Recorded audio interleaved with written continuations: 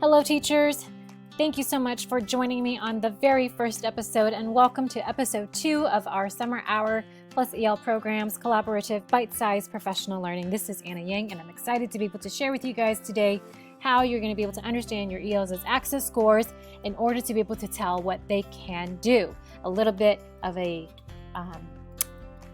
FYI, I turned on the closed captioning for this particular video just as a resource to share with you guys, just in case you're utilizing Google Slides to support your English learners in the classroom.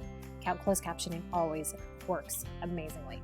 All right, so you saw the slide in our last episode where we talked about how to be able to figure out what your kids' access scores are. This time we're going to go into a little bit deeper.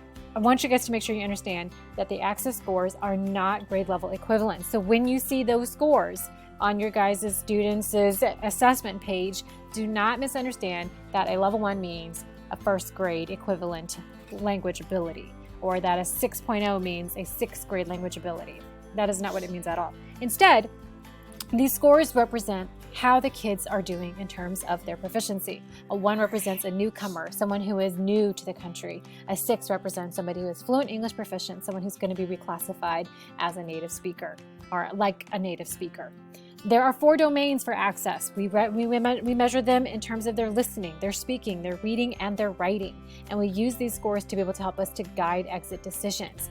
These, for you as teachers, can help you to understand how to plan instruction for them, because you now know who your kids are and you know what their scores are.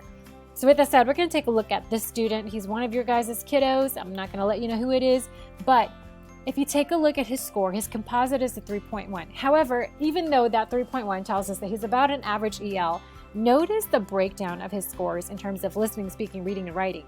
There is a very interesting level of difference between his listening and his speaking. He is a very, very, very proficient listener, which means he understands everything that's being spoken to him, but he is not producing language. And this could be because he had a bad day, didn't want to speak when the test was being administered. It could be because he does truly have an oral language production issue. Whatever the case, we need to know this, because this is going to help us to really decide how we're going to scaffold instruction for him in the classroom. Okay, now with that said, how are we going to be able to figure out that scaffolding piece? Well, I want to introduce you guys to a really cool resource that WIDA offers as well. It's called the Candy Descriptors, and the ones we're looking at are the key uses of language. The key uses of language are broken down into 4 different domains of communication, and we're looking specifically at recount. So in terms of recounting, what can a student do at level 1, 2, 3, 4, 5, 6, so on and so forth?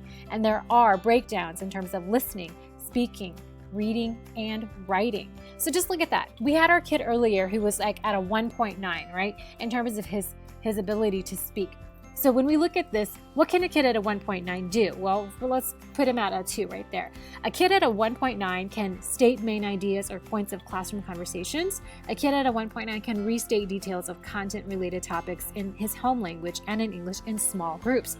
So does that already get your thoughts going? Like, are you already starting to think, okay, what might I be able to do with this student if he is operating at a 1.9 in terms of his speaking? Another really cool resource I wanted to share with you is the name chart. So WIDA also publishes this really cool document. It's fully editable, so you can take a look at all your ELs and start charting them by their listening, speaking, reading, and writing scores between their 1 and that 6 proficiency level. And you can put all your kids on here, so that way as you're planning, you can be like, okay, well, I think I want to make sure that this kid goes in this group over here. I think I want to make sure that this student is producing this kind of a product for me. So with all that said, let's think about what that differentiation is going to look like, because I was speaking about some of those pieces already, but think about content. How are you going to introduce the content to a kid who is able to listen at a 6.0, who reads at a 2.9? How are you going to differentiate the process, which is how you're going to design the student actions, what they're going to be doing? Maybe it's a small group. What are you going to be doing intentionally because of that student's scores? And lastly, how can you differentiate the product, what the students will show you? If you know that that student can be able to discuss things with you in a small group, then can you use that as a way for you to assess what he knows? So, little nuggets for you here. At least now you know what your ELs, what their proficiency scores are, and what they can do. Thanks for joining me. I'll see you guys next time in our next video.